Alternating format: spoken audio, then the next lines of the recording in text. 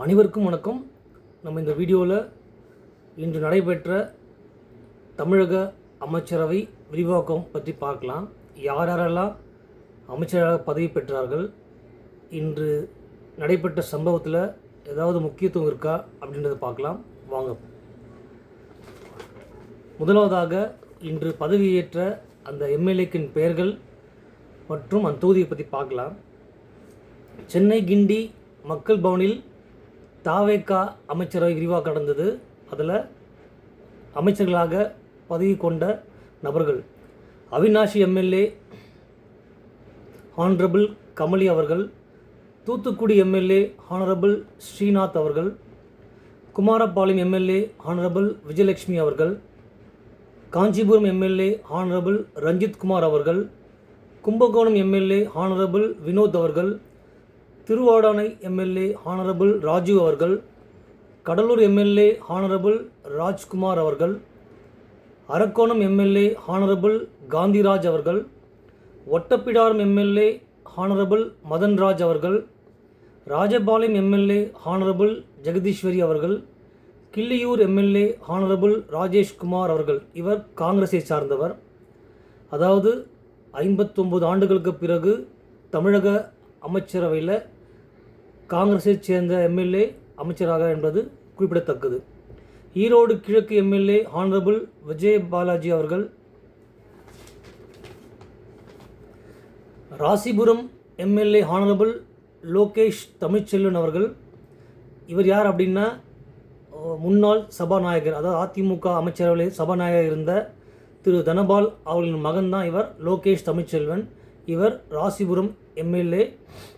அதே போல் சேலம் தெற்கு MLA honourable Parthiban அவர்கள், ஸ்ரீரங்கம் எம்எல்ஏ ஹானரபிள் ரமேஷ் அவர்கள், மேலூர் எம்எல்ஏ ஹானரபிள் விஸ்வநாதன், இவரும் காங்கிரஸை சார்ந்தவர், வேளச்சேரி எம்எல்ஏ ஹானரபிள் குமார் அவர்கள், ஸ்ரீபெரும்புதூர் எம்எல்ஏ ஹானரபிள் தென்னரசு அவர்கள், கோவை வடக்கு எம்எல்ஏ சம்பத்குமார் அவர்கள், அறந்தாங்கி எம்எல்ஏ முகமது பர்வீஸ் அவர்கள், தாம்பரம் எம்எல்ஏ ஹானரபிள் சரத்குமார் அவர்கள், ஆர்கே நகர் எம்எல்ஏ ஹானரபிள் மரிய வில்சம் அவர்கள், கிணத்துக்கிடவு எம்எல்ஏ ஹானரபிள் விக்னேஷ் அவர்கள். கிட்டத்தட்ட இன்று 23 அமைச்சர்கள், 23 எம்எல்ஏக்கள் அமைச்சர்களாக பொறுப்பேற்று கொண்டனர்.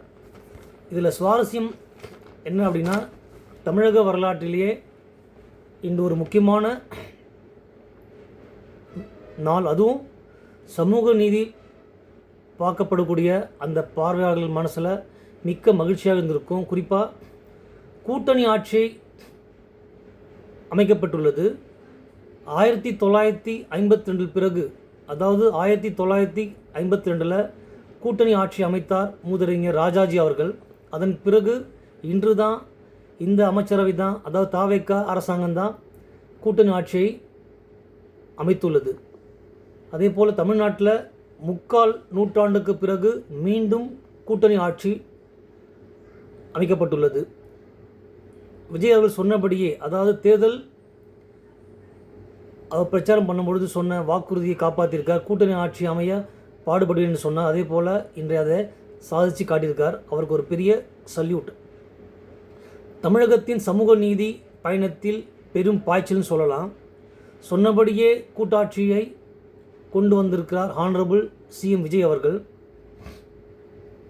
இந்த அமைச்சர்கள் பட்டியல் பார்க்கும் பொழுது 2 பிராமணர்கள் இருக்கிறாங்க. அதே போல் 7 பட்டியலின இனத்தை சார்ந்த அமைச்சர்களாக பொறுப்பேற்றுக் கொண்டிருக்கிறாங்க. இந்த அமைச்சரவையில் 2 பிராமணர்கள் மற்றும் 7 பட்டியல் இனத்தை சார்ந்தவர்கள் என்பது குறிப்பிடத்தக்கது. அதே போல் இன்னொரு விஷயம் என்ன அப்படின்னா, 1967 அண்ணாவின் அமைச்சர்கள் தான் இந்த யங் மெம்பர்ஸ் கேபினெட்டாக பொறுப்பேற்றுக் கொண்டார்கள். இளம் வயதில் இளம் அமைச்சர்களாக 1967 அண்ணா அவர்கள் தலைமையில் ஏற்படுத்தப்பட்ட அந்த அமைச்சர்கள் தான் அப்போது இருந்தார்கள். அதே போல் இன்று, அதாவது தாவேகா அரசில் தான் அதே மாதிரியான இளைஞர்கள் பட்டாளம் கொண்ட அமைச்சர்கள் பொறுப்பேற்றுக் கொண்டனர். இன்னொரு விஷயம் என்ன அப்படின்னா, 1977 தான் புரட்சித் தலைவர் பொன்மன செம்மல் அவர்கள், எம்ஜிஆர் அவர்கள் சாதாரண மனிதர்கள் கூட அமைச்சராக்கினார்.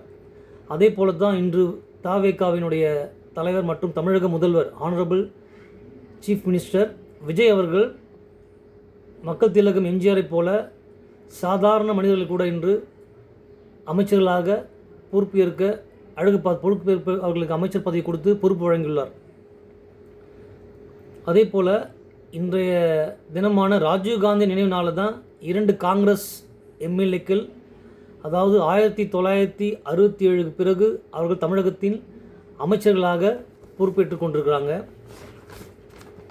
மேலும் ஒரு தகவல் என்ன அப்படின்னா, தமிழக அமைச்சரவை வரலாற்றிலே இன்று தான் 4 பெண்கள் அமைச்சர்களாக பொறுப்பேற்றுக் கொண்டுள்ளனர். அதாவது 4 எம்எல்ஏக்கள் பெண்கள் அமைச்சர்களாக பொறுப்பேற்றுக் கொண்டுள்ளனர்.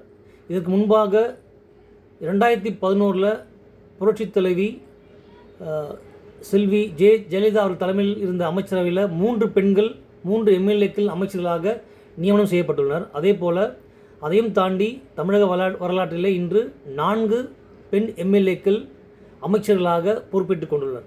ஸோ இன்று நடந்த சுவாரஸ்யமான நிகழ்ச்சியில் இதுதான் தமிழக அமைச்சர்கள் இடம்பெற்ற அந்த அமைச்சர்கள் பொறுப்புகள் கவனம் செலுத்தி தமிழகத்துக்கு பெருமை தேடித்தரன்னு சொல்லியிருக்கோம். பதவியேற்றுக் கொண்ட 23 அமைச்சர்களும் எங்களுடைய வாழ்த்துக்களை தெரிவிச்சுக்கிறோம். தமிழக மக்களின் சார்பாக, உங்கள் சார்பாக வாழ்த்துக்களை அவர்களுக்கு தெரிவித்துக் கொள்கிறோம். நன்றி, வணக்கம்.